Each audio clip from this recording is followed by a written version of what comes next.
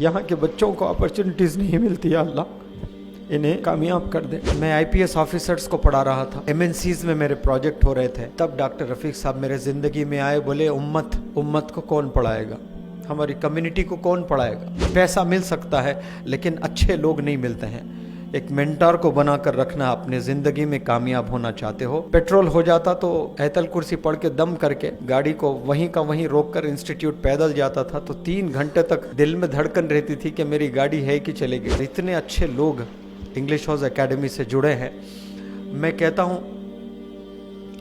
अगर कोई मुझे ये ओरिएंट ताज होटल प्रॉपर्टी मुझे दे दे और कहें कि डॉक्टर रफीक साहब से दूर हो जाए, रफीक साहब मैं इस प्रॉपर्टी को ठुकरा दूंगा आपके लिए। याद रखना, अच्छे लोगों से दोस्ती करना ये बहुत बड़ी दौलत है, ऐसी बड़ी दौलत है जो आसानी से मिलेगी नहीं आपको। पैसा मिल सकता है लेकिन अच्छे लोग नहीं मिलते हैं। एक मेंटर को बनाकर रखना। अपने ज़िंदगी में कामयाब होना चाहते हो, एरोगेंस हमेशा नीचे रहता है आपका। जब उनका हाथ सर पर होता है, उनके गाइडेंस पर हम लोग चलते हैं। डॉक्टर साहब के पास नो नहीं है किताब में, नो टुमारो ये चीज़ें है ही नहीं। एक दफ़ा मुझे फ़ोन किए, यहाँ आइए एक इनाग्रेशन है ज़बरदस्त। डॉक्टर साहब का ज़बरदस्त जो है कम से कम हम लोग के 1000 गुना हम लगा कर बोलते हैं ना ज़बरदस्त, उनका नॉर्मल ज़बरदस्त भी वैसा होता है, यानी आदमी में वो मोटिवेशन आता है। बोले यहाँ एक ज़बरदस्त इनाग्रेशन है, फौरी आइए। मैंने कहा कि सर 35 किलोमीटर दूर हूँ आपसे मैं। उन्होंने कहा यही तो प्लैनेट में है ना। तो फिर मैंने कहा हाँ सर।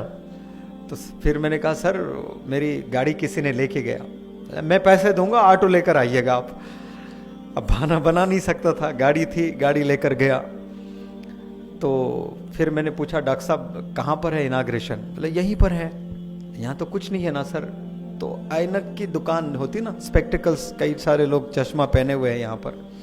एक शौहर एक बीवी, 2 ही है शॉप में। एक शादीशुदा जोड़ा, छोटा, बस मैं समझता हूँ कि इतनी ही शॉप थी, बस 3 फुट की शायद। शौहर बीवी खोले और इनाग्रेशन में सर मेहमान कहाँ हैं, आप ही मेहमान, गेस्ट आप ही हो, बोल रहे डॉक्टर साहब। फिर बोले देखो बड़े बड़े इनाग्रल फंक्शंस में कोई भी जाता, ये गरीब जब बुलाते हैं तो कोई नहीं आते हैं, तो कम से कम हम आ जाए तो वो लोग खुश हो जाते हैं। तो एक पर्सनैलिटी, एक बंदे को भी रेस्पेक्ट करना, वो गरीब हो, वो मैंने मेरे उस्ताद डॉक्टर रफीक साहब से सीखा है।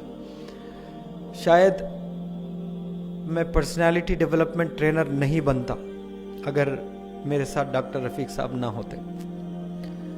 मैं आईपीएस ऑफिसर्स को पढ़ा रहा था, एमएनसीज में मेरे प्रोजेक्ट हो रहे थे, तब डॉक्टर रफीक साहब मेरे ज़िंदगी में आए। बोले उम्मत को कौन पढ़ाएगा, हमारी कम्युनिटी को कौन पढ़ाएगा। आप तो बहुत अच्छा कर लेंगे, आपके वालिद का इंतकाल हो गया, अकाउंट में कुछ चाहते हैं उनके। मैंने कहा कि सर उनके लिए तो जान हाजिर है। मैं तो सोच भी नहीं सकता था कि मेरे वालिद के बिना इस रोए ज़मीन पे मैं कभी सांस भी ले सकता था, इतना अटैचमेंट। उन्होंने दुखती रग पे हाथ रखा और कहा कि वालिद साहब के अकाउंट में कुछ चाहते हो तो गरीब बच्चों को पढ़ाइए, ऐसे बच्चों को पढ़ाइए जिन्हें अपॉर्चुनिटीज़ नहीं है। बदरुद्दीन अजमल साहब के पास में मैं एक वर्कशॉप करने गया था आसाम में, और रात में थक के जो है हम लोग सो गए थे सब लोग, और मुझे अचानक नींद हुशार हुई टॉयलेट जाने के लिए। तो एक कमरे के बाद दूसरा कमरे में डॉक्टर रफीक साहब थे, तो उनके कमरे से पार होकर मुझे टॉयलेट को जाना था। मैं जब गया अंधेरा था, तो ये आसाम के बच्चों के लिए तहज्जुद में रो रहे थे। कोई है जिन्हें जानते नहीं, उनके लिए आंसू। रात में 2 बजे तहज्जुद की नमाज में अकेले, मैं ये सिसकियाँ किसकी है, देखा तो डॉक्टर रफीक साहब दुआ कर रहे हैं कि यहाँ के बच्चों को अपॉर्चुनिटीज़ नहीं मिलती है, अल्लाह इन्हें कामयाब कर दे, ये वर्कशॉप आसाम में आम कर दे। ये इनको हैदराबाद में ये पैंट शर्ट में वली है करके बोलते हैं, ये सामने मुझे नहीं कहना है। डॉक्टर रफीक साहब को बदरुद्दीन अजमल साहब मिलते हैं तो पेशानी पर चुम्मा लेते हैं और कहते हैं इनको डॉक्टर रफीक ना बोलो, अल्लामा डॉक्टर रफीक बोलो। इतना उम्मत का दर्द मेरे हयात में मैंने किसी पर्सनालिटी में नहीं देखा। देखा तो अपने अपने इदारों के लिए देखा, सबको अपने दुकानों के लिए देखा, अपने ऑर्गेनाइजेशंस के लिए देखा।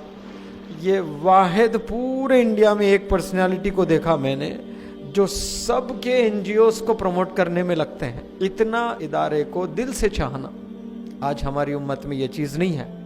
सिर्फ अपने ही मदरसे को अच्छा मदरसा बोलते हैं, अपने ही स्कूल को अच्छा स्कूल बोलते हैं, उसको ही प्रमोट करने चलते हैं। मैं अल्लाह से शुक्रिया अदा करता हूँ कि इतना ज़बरदस्त उस्ताद मेरे ज़िंदगी में मुझे अता फरमाया अल्लाह सुब्हान व तआला ने। I take this opportunity to thank you sir. ये आप ही की दुआएं हैं, ये आप ही की मोहब्बत है जो ये प्रोग्राम बिना कोई प्रॉब्लम्स के अल्हम्दुलिल्लाह यहाँ तक हुआ है। तो आज मैं बड़े फ़ख्र से कहता हूँ कि मैं एक नहीं हूँ, मेरे साथ में कई सारे मेंटर्स हैं। यहाँ पर जितने भी बैठे हैं, आरिफ साहब, तारिक साहब, अशरफ अली साहब, आपका तो मैं बड़ा फ़ैन हूँ। आपसे तो मिलने का भी बहुत शौक़ था मुझे। हिमालयन किताबों को देखकर इतना खुश होता था कि ये हमारे मुसलमान लोग भी, मैकडॉनल्ड्स से मैं सोचता था मैकडॉनल्ड्स तो सब चलाते हैं लेकिन कितना बड़ा ब्रांड ये हिमालय बुक स्टोर चलाते हैं। कभी कभार जाकर किताब ग्रामर की देखकर पैसे नहीं होते थे सर, कुछ इडियम्स देख लेके आ जाता था मैं। आपके शॉप में भी आके कई दफ़ा ऐसा किया था मैं।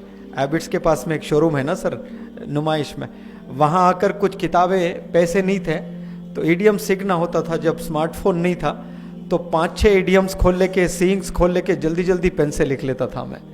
मेरा स्ट्रगल आप लोग नहीं जानते, कितनी मेहनत किया मैं अंग्रेज़ी सीखने के लिए। आप लोग 1% भी शायद किसी ने यहाँ पर किया होगा जो मेहनत मैंने की है।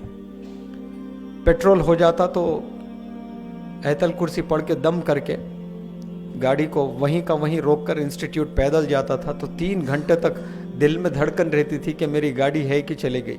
दूर से जब वापसी में 12 बजे रात में गाड़ी दिखती थी तो ऐसा खुश होता था जैसे ताजमहल मिल गया है। वो मेहनतों से मैं यहाँ पहुँचा हूँ।